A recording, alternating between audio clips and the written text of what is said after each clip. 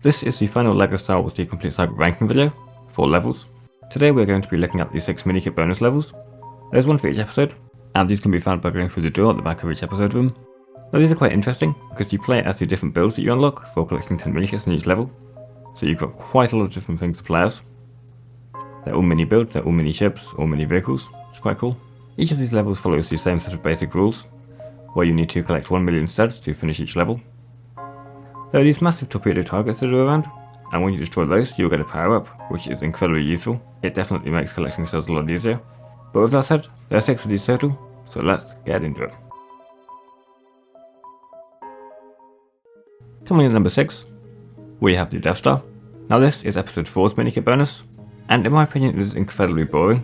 It's set in the Death Star trenches, which makes sense. However, it's all grey, and there isn't really a whole lot going on.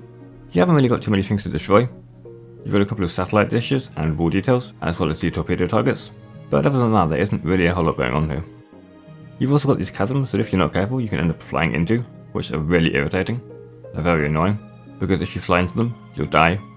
And even if you fly over them, it will start pulling your ship downwards, which just kind of gets annoying. There's a small section of space in each of the middle of them you can fly over normally, but it's just kind of annoying having to accurately aim for that. Overall, just a fairly boring level with not much going on. The main enemies of the level are TIE fighters, and they just fly around and shoot you, so even the enemies aren't very interesting. In at number 5, we have Hoth. Now Hoth has a really interesting layout, because there's a massive mountain in the middle, and you simply circle around it. Now this level has TIE fighters and AT-ATs on the floor as the main enemies of the level. The way you get studs is by destroying trees, and also by destroying the torpedo targets. You've also got these deflective walls, that are similar to the ones used in episode 5 chapter 1, Hoth Battle. The other thing that you might notice as the video plays is that there are the bombs that you have to throw around. Now I was so happy when I realised that these weren't actually part of the level at all. I'm honestly not even sure why the bomb dispenser is even there, because it's incredibly oversized compared to the normal ones. And also, like I said, you don't even use it, which honestly is a good thing, because the towing mechanic is horrible in this game.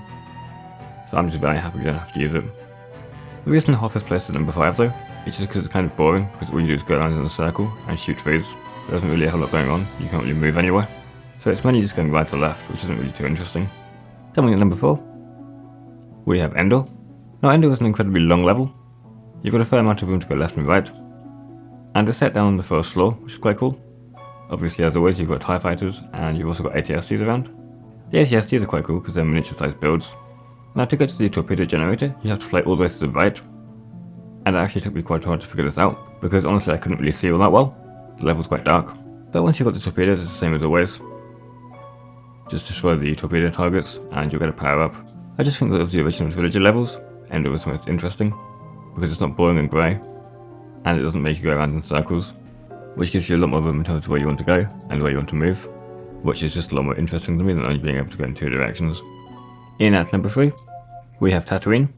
This is episode 1's Minikit bonus, and honestly, it's quite a cool location considering it's just Tatooine. You're in the canyons. Now for whatever reason TIE fighters are still the main enemy of the level, which doesn't really make a whole lot of sense considering it's an episode 1 level, but I mean, we can go over it, fine, sure. Tatooine is a level, it's quite expansive, you've got a couple of different routes you can take, and they all kind of intertwine and intersect each other. Getting studs here is also really satisfying, because there are loads of studs clumped together, so you get to see them all flow up to the stud counter at the top. Additionally, they're also all blue studs, so you get the noise that goes along with blue studs as well, which is quite cool. Overall, just an interesting level, a bit of variation with the pathways, and honestly quite interesting given it's just Tatooine. In at number 2, we have Coruscant. Well, this is episode 2's Minikit bonus, and I think this is a really unique idea for a level. Obviously in episode 2, we see Coruscant quite a lot. It's featured heavily at the start, and also you've got quite a few political scenes throughout the film in it, and once again at the end you see all the clones lined up, ready to fly off into battle. Now like all of the other bonus levels, for some reason there are TIE fighters, again, not really sure why, but it's fine, we can move past that. You can see all of the neon lights of all the buildings, and you can see all of the different ships flying past in the background, which is quite cool. Quite a few of them are made out of Lego. Additionally, you've got all of the floating billboard signs, which is quite cool. You've got the floating billboards, which is quite cool, and just some other various signs. It took me quite a while to find the torpedo generator in this level for some reason. It was really far away, and not exactly where I thought it would be, which made the level take a bit longer than it perhaps should have. You've got quite a few different level elements from episode 2 chapter 1, I'd tend to Pursuit there as well, which I mean makes sense given that there's a vehicle over in Coruscant. Overall, just a really unique setting, and a cool location in the Star Wars in general. And finally, coming in at number 1, we have Kashyyyk. Now I really like Kashyyyk as a location. You're on the beach and you've got the water which you can fly over, which is quite cool. Once again, for whatever reason, you have original trilogy vehicles. You've got an ATST and TIE fighters. They're kinda cool, just slightly inaccurate. Kashyyyk is also a really quick level, because you spawn right next to the torpedo generator, so you don't have to go around looking for that, you're right next to it. So you can instantly load in, destroy all of the torpedo targets, get the power-ups and whatever studs come out of those, and then the rest of it's easy. Because I haven't mentioned yet, but the power-ups also give you tractor beam, so it pulls in nearby TIE fighters towards you, making shooting really easy. Overall just a nice level, it's quite quick as well, and quite interesting to kind of speedrun. But anyway, yes, that's going to have to be it for today's video. Speaking of videos though, the video on screen now is a video ranking all of the arcade levels, so be sure to give that a watch if you're interested. Other than that though, thank you all so much for watching. If you enjoyed, please be sure to like, comment and subscribe, and I will see you all later.